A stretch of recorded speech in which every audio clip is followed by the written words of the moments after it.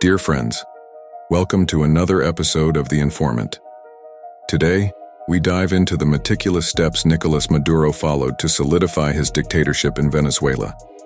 Before we get started, if you haven't subscribed yet, make sure to hit that subscribe button and turn on notifications. Trust me, you don't want to miss what's coming up. Contrary to popular belief, not all dictatorships are born the same way. They emerge through two distinct paths.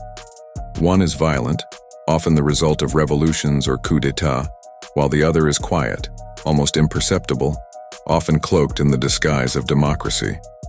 Take, for example, the violent coup in Chile in September 1973, when Augusto Pinochet's forces overthrew President Salvador Allende, plunging the country into a brutal dictatorship that lasted 16 years.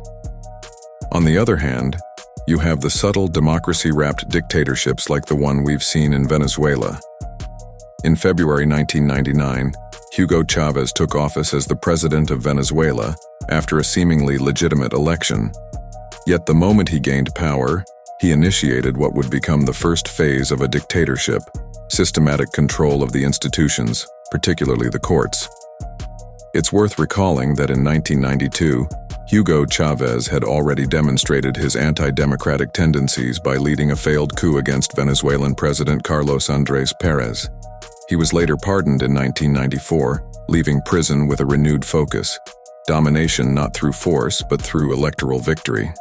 Leveraging his notoriety from the failed coup, Chavez positioned himself as the candidate of the people, securing 56.2% of the vote in the December 1998 election.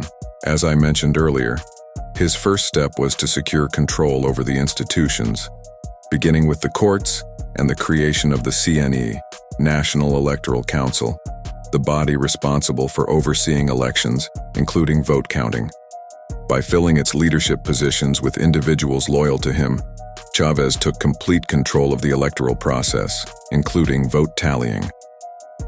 Another critical step in institutional control was the takeover of Venezuela's Supreme Court, the country's highest judicial authority. Through these two pivotal moves, the establishment of the CNE and the manipulation of the Supreme Court, Chavez crafted a regime that appeared democratic, but was, in reality, an autocracy. Elections still took place, but they were tightly controlled, and any internal disputes were settled by courts loyal to him.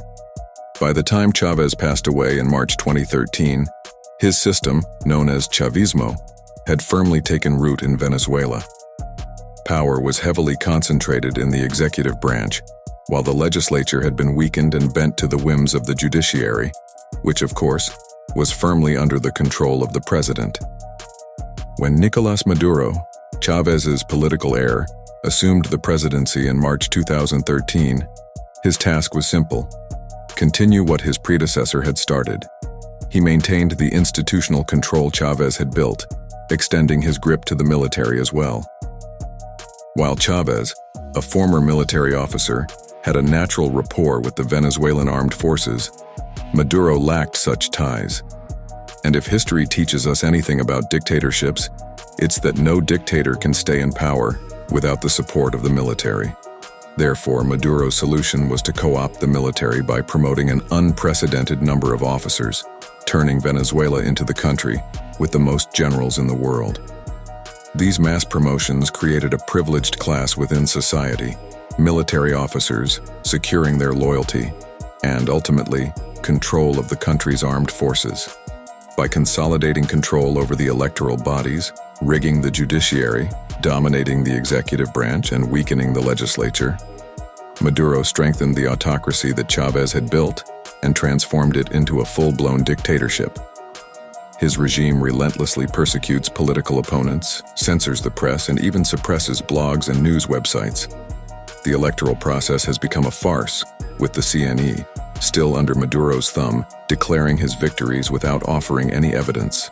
What Chavez started in 1999 and what Maduro has been cementing since 2013 is a step-by-step guide on how to quietly build a dictatorship disguised as democracy, where elections are rigged and controlled by the regime.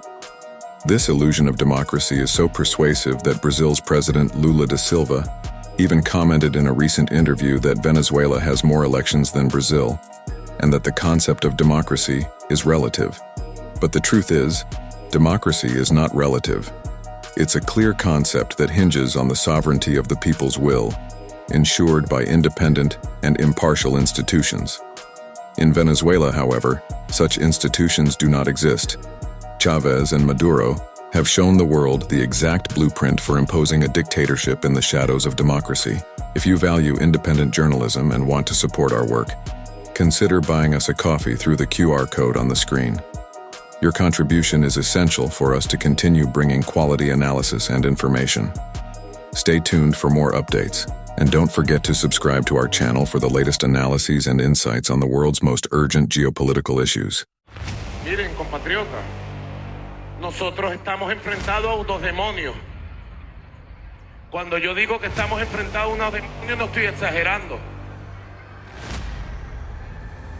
Ellos tienen un pacto satánico con la iglesia satánica de Estados Unidos. La Sayona se pone un medallón y unas cosas raras porque tiene un pacto con Elon Musk y la iglesia satánica de Detroit. Por eso es que yo digo que estamos enfrentados a un Goliat satánico.